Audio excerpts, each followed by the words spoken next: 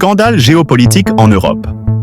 La France refuse de dire à l'Union européenne dans quelle banque se trouvent les 18 milliards d'euros d'avoirs russes qu'elle détient.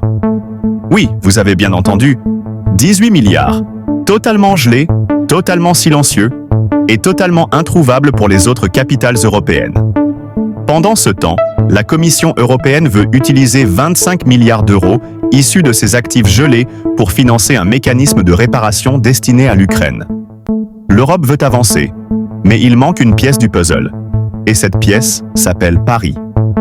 Le plus surprenant, la France détient la deuxième plus grosse part de ces fonds, juste derrière la Belgique. 18 milliards en France, 7 milliards en Belgique. Puis, des montants beaucoup plus petits en Allemagne et à Chypre. Mais voilà, Bruxelles demande la liste des banques et la France dit non. Pourquoi? Pression interne? Risque financier? Peur des répercussions? Ou tout simplement un blocage politique? Et ce silence crée un gigantesque malaise en Europe.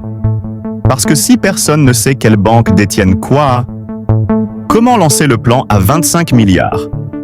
Comment avancer à 27 si l'un des pays clés ne coopère pas? Et là, beaucoup commencent à se demander, est-ce que Paris protège des établissements stratégiques? Est-ce que certains craignent des représailles économiques? Ou est-ce que la France veut garder un levier géopolitique entre ses mains? Une chose est sûre, ce dossier peut provoquer un séisme diplomatique.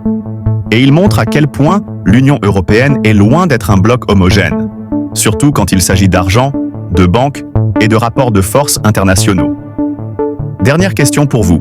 La France protège-t-elle ses banques? Ou bloque-t-elle volontairement le plan européen?